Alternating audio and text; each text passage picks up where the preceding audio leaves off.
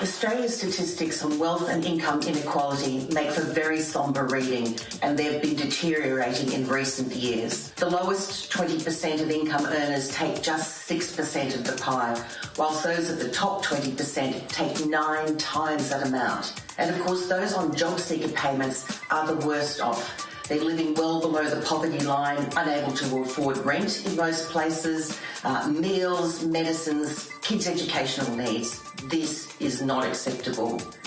New research just last month has shown us that if we invest $1, we will get $1.25 returned back to us. Now, that is a very solid return on investment in terms of healthier people, lower government payments, better productivity. It is a win-win outcome.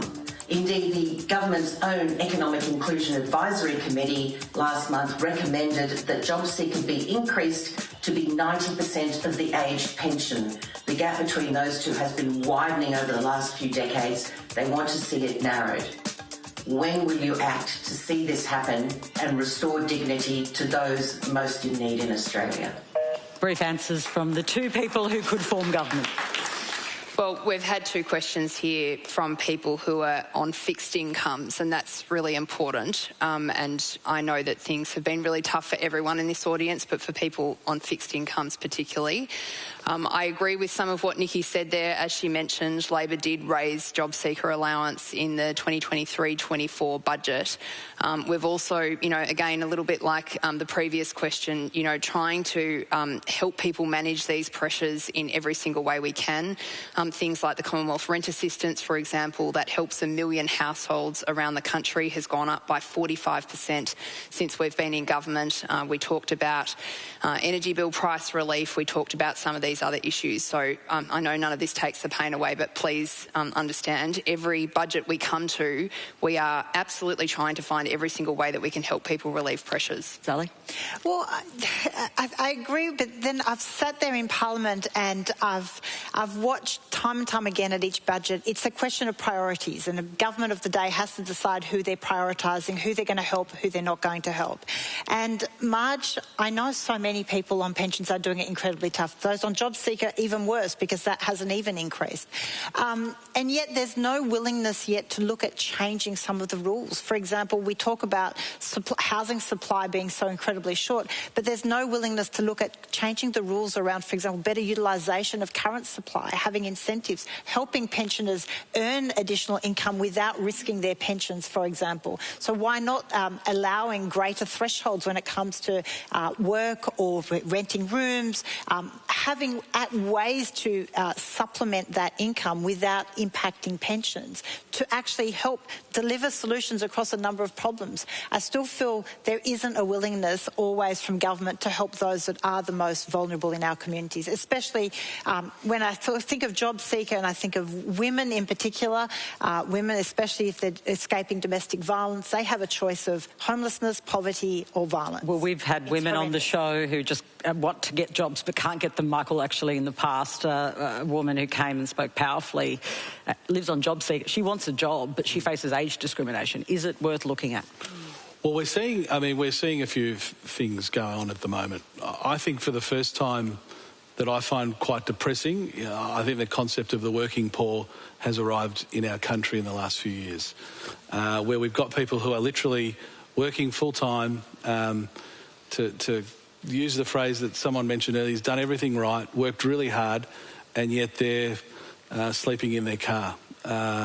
Now, Clare and I, we are from parties of government, so there's always difficult issues to manage and to juggle. And I know that when we were in government, I was Assistant Treasurer, we had the single biggest increase to JobSeeker. We supported the government's subsequent increases to JobSeeker, and I do genuinely think that all people in government look at every opportunity to increase those payments, but we also have to think about, and the coalition in particular, think about the people that we would be asking to tax more in order to increase those payments. Where I very much disagree with Richard is we don't have an income problem. We've had, in the last 3 years, an extra $425 billion spent.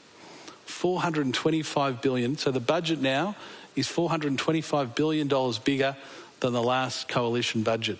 That suggests to me that there's not a shortage of revenue coming to government, but government's spending too much. And we have to always manage how much do we shake all of you down for more taxes versus what that can enable us as far as social benefits. Okay. But I assure you, on JobSeeker, get in there. I think collectively have moved the dial a long way. But is it ever? Is there more work to do? Yes or no? Is it ever going to be enough?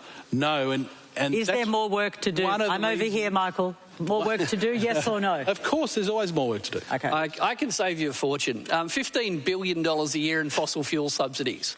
$15 billion a year. AUKUS, $360 billion. Didn't go to Treasury. And when Josh Frydenberg was asked, can we afford it? He said, you can always afford it if it's a priority. He's right. We're one of the richest countries in the world. We're so rich we can drop a lazy $360 billion on some nuclear subs we didn't know we need. But sorry, unemployed people, money doesn't grow on trees, you know. Yeah. We're rich.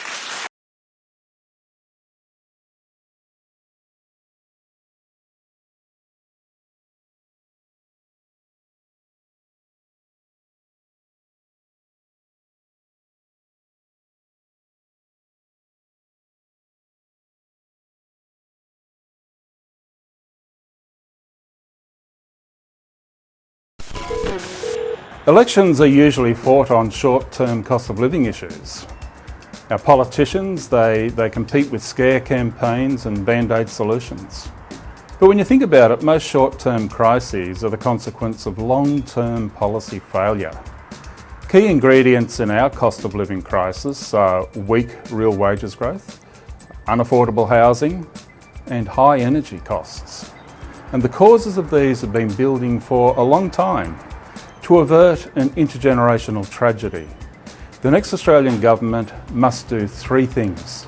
First, it must reform the tax system to boost business investment and productivity, to improve housing affordability, and most importantly, to take the burden of balancing the budget off the shoulders of young Australian workers. The second thing it must do is it must put Australia on a more certain and more ambitious carbon abatement trajectory. And then the third thing it must do is to fix our broken nature laws, to prepare the environment and to provide certainty for business investment, including renewable energy projects.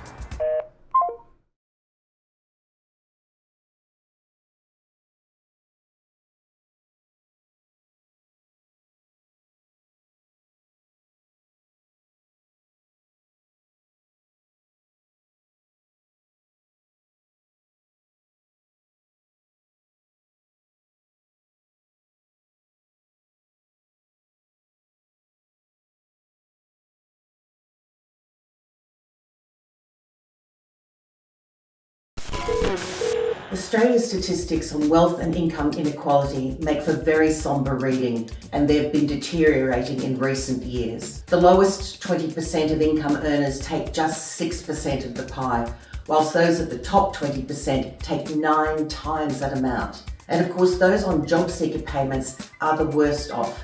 They're living well below the poverty line, unable to afford rent in most places, meals, medicines, kids' educational needs. This is not acceptable. New research just last month has shown us that if we invest $1, we will get $1.25 returned back to us. Now that is a very solid return on investment in terms of healthier people, lower government payments, better productivity. It is a win-win outcome. Indeed, the government's own Economic Inclusion Advisory Committee last month recommended that JobSeeker be increased to be 90% of the aged pension. The gap between those two has been widening over the last few decades. They want to see it narrowed. When will you act to see this happen and restore dignity to those most in need in Australia?